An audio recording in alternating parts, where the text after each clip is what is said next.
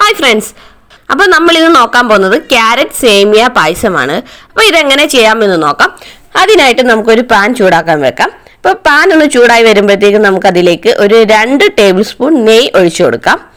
നെയ്യ് ഒന്ന് മെൽറ്റായി വരുമ്പോൾ നമുക്കതിലേക്ക് ഒരു 1/4 കപ്പോളം അണ്ടിപ്പരിപ്പ് ചേർത്ത് കൊടുക്കാം. അപ്പോൾ അണ്ടിപ്പരിപ്പ് ചേർത്ത് കൊടുത്തതിന് ശേഷം അതിന്റെ കളർ മാറുന്ന വരെ നമുക്കൊന്ന് റോസ്റ്റ് ചെയ്തെടുക്കേണ്ടതാണ്. അപ്പോൾ ഒരു ഗോൾഡൻ ബ്രൗൺ കളർ ആവുന്ന വരെ നമുക്കിതൊന്ന് റോസ്റ്റ് ചെയ്യാം.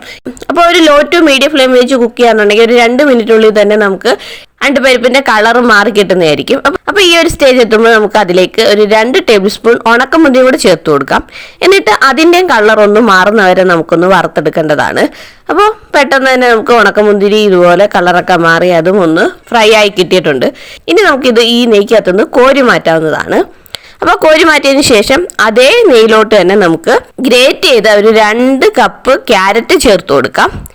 ക്യാരറ്റും കൂടെ ചേർത്ത് കൊടുത്തതിന് ശേഷം തുടർച്ചയായിട്ട് ഇളക്കി അത് വേവിച്ചെടുക്കേണ്ടതാണ്. അപ്പം അതിന്റെ കളറൊക്കെ ഒന്ന് പെട്ടെന്ന് മാറി വരുന്നതായിരിക്കും. ഒരു മീഡിയം ഫ്ലെയിം വെച്ച് കുക്ക് ചെയ്യാന്നുണ്ടെങ്കിൽ ഒരു 1-2 മിനിറ്റിനുള്ളിൽ തന്നെ ഈ ക്യാരറ്റിന്റെ കളറൊക്കെ ഒന്ന് മാറി കിട്ടുന്നതായിരിക്കും. അപ്പം ക്യാരറ്റ് ചെറുതായിട്ടൊന്ന് വെന്ത് വരുമ്പോഴത്തേക്ക് നമുക്ക് ഇതിലേക്ക് ഒരു 1/4 കപ്പോളം പഞ്ചസാര ചേർത്ത് കൊടുക്കാവുന്നതാണ്. പഞ്ചസാരയും കൂടെ ചേർത്ത് കൊടുത്ത് നല്ല രീതിയിലൊന്ന് മിക്സ് ചെയ്തെടുക്കേണ്ടതാണ്. ആ പഞ്ചസാരയൊക്കെ ലയിച്ചൊന്ന് ലൂസായി വരുന്നതായിരിക്കും. നമ്മുടെ ഈ ക്യാരറ്റൊക്കെ ഒന്ന് ലൂസായി വരുന്നതായിരിക്കും. അപ്പോൾ ആ ഒരു സ്റ്റേജ് വരെയാണ് നമുക്കിതൊന്ന് കുക്ക് ചെയ്യേണ്ടത്.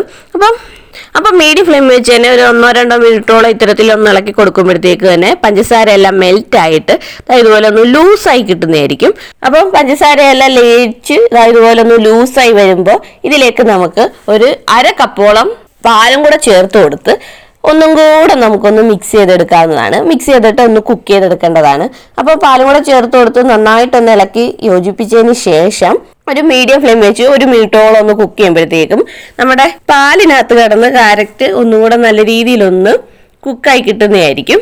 അപ്പോൾ പാലൊക്കെ തിളച്ച് പാലൊക്കെ വഴറ്റി നമ്മുടെ ക്യാരറ്റ് വെന്ത് ഈ ഒരു സ്റ്റേജ് കിട്ടുന്നതായിരിക്കും. അപ്പോൾ ഈ ഒരു സ്റ്റേജ് കിട്ടുമ്പോൾ നമുക്ക് ഇത് ഈ പാത്രത്തിൽ നിന്ന് കോരി മാറ്റാവുന്നതാണ്.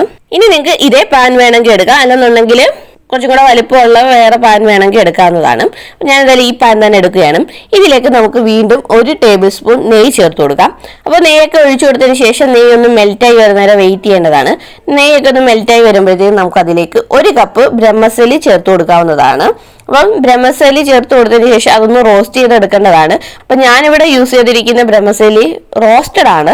അപ്പോൾ റോസ്റ്റഡ് ബ്രഹ്മസലിയാണ് ഞാൻ യൂസ് ചെയ്തിരിക്കുന്നത്. അതുകൊണ്ട് തന്നെ എനിക്ക് ഒരുപാട് നേരമായിട്ട് ഇതൊന്നും റോസ്റ്റ് ചെയ്യേണ്ട ആവശ്യമില്ല. ഇനി നിങ്ങൾ വറക്കാത്ത ബ്രഹ്മസലിയാണ് യൂസ് ചെയ്യുന്നുണ്ടെങ്കിൽ അത് നല്ല രീതിയിലൊന്ന് വറുത്തെടുക്കേണ്ടതാണ്. അപ്പോൾ ഒന്ന് ചെറുതായിട്ടൊന്ന് അതൊന്ന് ചൂടാക്കി എടുത്തതിന് ശേഷം നമുക്കതിലേക്ക് 5.5 കപ്പ് പാല് ചേർത്ത് കൊടുക്കാവുന്നതാണ്. അപ്പോൾ പാലും കൂടെ ചേർത്ത് കൊടുത്തതിന് ശേഷം നമുക്ക് ഇതൊന്ന് ഇളക്കി യോജിപ്പിക്കേണ്ടതാണ്. അപ്പോൾ ഈ സമയത്തൊക്കെ തീ ഒരു ലോ ടു മീഡിയമിലായിരിക്കണം. അപ്പോൾ ലോ ടു മീഡിയമിൽ വെച്ച് വേണം നമുക്ക് ആദ്യം ഇതൊക്കെ ഒന്ന് ഇളക്കി കൊടുക്കാൻ. അപ്പോൾ പാലൊക്കെ ഒഴിച്ചു കൊടുത്തതിന് ശേഷം നമുക്കിതൊക്കെ ഒന്ന് ഇളക്കി യോജിപ്പിക്കേണ്ടതാണ്. അപ്പോൾ ആ സമയങ്ങളിലെല്ലാം തീ ഒരു ലോ ടു മീഡിയം ഫ്ലെയിമിൽ വെച്ചാൽ മതി. അപ്പോൾ നല്ല രീതിയിൽ ഇതെല്ലാം ഒന്ന് മിക്സ് ചെയ്തതിന് ശേഷം നമുക്ക് തീ കൂട്ടി വെക്കാവുന്നതാണ്. അപ്പോൾ പാലൊന്ന് തിളച്ച് വരാൻ വേണ്ടി മീഡിയം ടു ഹൈ ഫ്ലെയിമിൽ വെച്ച് നമ്മുടെ പാലൊക്കെ ഒന്ന് തിളപ്പിച്ചെടുക്കേണ്ടതാണ്.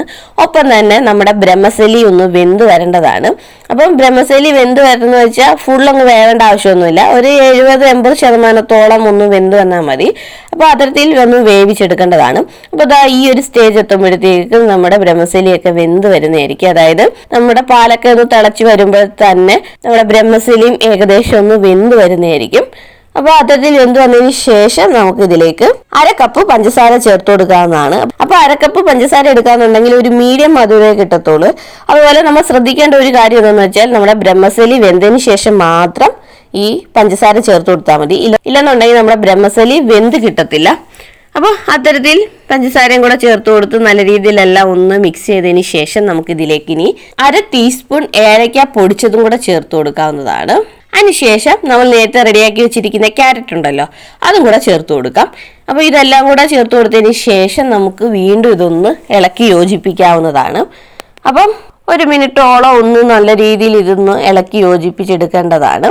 അതേപോലെ നമ്മൾ പാലൊക്കെ ചേർത്തതിന് ശേഷം നമ്മളിത് കണ്ടിന്യൂസ് ആയിട്ട് ഇളക്കി കൊടുത്തില്ല എന്നുണ്ടെങ്കിൽ ഇത് കയറി കട്ട പിടിക്കും, അതുപോലെ പാട കെട്ടാനും ഒക്കെ ചാൻസ് ഉണ്ട്. അതുകൊണ്ടാണ് നല്ല രീതിയിൽ ഇത് എപ്പോഴും ഇളക്കി കൊടുത്തോണ്ടിരിക്കണം എന്ന് പറഞ്ഞത്. അപ്പോൾ അത്തരത്തിൽ നല്ല രീതിയിൽ ക്യാരറ്റും കൂടെ ചേർത്ത് കൊടുത്ത് അതും നല്ല രീതിയിലൊന്ന് യോജിപ്പിച്ചെടുത്തതിന് ശേഷം നമുക്കതിലേക്ക് നേരത്തെ വറുത്തു കോരി മാറ്റി വെച്ചിരിക്കുന്ന നട്ട്സ് ഉണ്ടല്ലോ അതും കൂടെ ചേർത്ത് കൊടുക്കാം. അതും കൂടെ ചേർത്ത് കൊടുത്തതിന് ശേഷം അതും കൂടെ നല്ല രീതിയിലൊന്ന് മിക്സ് ചെയ്തെടുക്കാവുന്നതാണ്. അപ്പോൾ അത്തരത്തിൽ അതും കൂടെ എല്ലാം ഒന്ന് മിക്സ് ചെയ്തെടുക്കുമ്പോഴത്തേക്കും നമ്മുടെ പായസം റെഡി ആയി കിട്ടുന്നതായിരിക്കും. പിന്നീട് നമുക്ക് സ്റ്റൗ ഓഫ് ചെയ്ത് വെക്കാവുന്നതാണ്. സ്റ്റൗ ഓഫ് ചെയ്തതിന് ശേഷം നമുക്കൊരു 20 മിനിറ്റോളം ഒന്ന് അടച്ചിട്ട് വെക്കാന്നുണ്ടെങ്കിൽ ആ ഒരു ആവിയിലിരുന്ന് നമ്മുടെ സേമിയ ബാക്കിയും കൂടെ വേവുന്നതായിരിക്കും. അപ്പോൾ ഈ ഒരു സ്റ്റേജൊക്കെ എത്തുമ്പോഴേ തന്നെ ഏകദേശം ഒരു 90% നമ്മുടെ സേമിയ വെന്ത് കിട്ടുന്നതായിരിക്കും. പിന്നെ കുറച്ചു നേരം കൂടെ നമ്മൾ അടച്ചു വെക്കുമ്പോഴത്തേക്കും അത് ആ ചൂടിലിരുന്ന് ബാക്കിയും കൂടെ വെന്ത് കിട്ടുന്നതായിരിക്കും. അതുപോലെ നമ്മുടെ പായസം ഒന്ന് കുറുകിയും കിട്ടുന്നതായിരിക്കും. അപ്പം സ്റ്റൗ ഒക്കെ ഓഫ് ചെയ്തിട്ട് പിന്നീട് നമുക്ക് ഒരു 20 മിനിറ്റോളം സേമിയ നാറുന്ന വരെ വെയിറ്റ് ചെയ്യാവുന്നതാണ്. അതിനുശേഷം നമുക്ക് ഇത് സെർവ് ചെയ്യാവുന്നതാണ്. അപ്പോൾ ഒപ്പം തന്നെ നമ്മൾ നേരത്തെ മാറ്റി വെച്ചിരിക്കുന്ന ക്യാരറ്റിൻ്റെ കൂട്ടുണ്ടല്ലോ അതും കൂടെ ഇതുപോലെ വേണമെങ്കിൽ ഒന്ന് ഡെക്കറേറ്റ് ചെയ്യാൻ വേണ്ടി ഇതിൻ്റെ മുകളിലോട്ട് തൂവി കൊടുക്കാവുന്നതാണ്. അതിനുശേഷം നമുക്കിത് ചെറു ചൂടോടെ തന്നെ സെർവ് ചെയ്യാവുന്നതാണ്. അപ്പോൾ ഇത്രയേ ഉള്ളൂ, വളരെ വേഗത്തിൽ നമുക്ക് ചെയ്തെടുക്കാൻ സാധിക്കുന്ന ഒരു ക്യാരറ്റ് സേമിയ പായസം ഇവിടെ റെഡി ആയിട്ടുണ്ട്. അപ്പോൾ ഇതെല്ലാവരും ഒന്ന് ട്രൈ ചെയ്ത് നോക്കുക. എന്നിട്ട് നിങ്ങളുടെ ഫീഡ്ബാക്ക് താഴെ കമൻ്റ് ആയിട്ട് ഒന്ന് രേഖപ്പെടുത്തിക്കണേ. അപ്പോൾ ഈ ഒരു വീഡിയോ നിങ്ങൾക്ക് ഇഷ്ടപ്പെട്ടു എന്നുണ്ടെങ്കിൽ നമ്മുടെ ചാനൽ ഒന്ന് സബ്സ്ക്രൈബ് ചെയ്യുക, തൊട്ടടുത്ത് കാണുന്ന ബെല്ലൈക്കൻ കൂടി ഒന്ന് ക്ലിക്ക് ചെയ്തേക്കണേ. അപ്പോൾ ഇത്തരത്തിലുള്ള പുതിയ പുതിയ വീഡിയോ ആയിട്ട് നമുക്ക് വീണ്ടും കാണാം. അതുവരയ്ക്കും ബൈ ബൈ.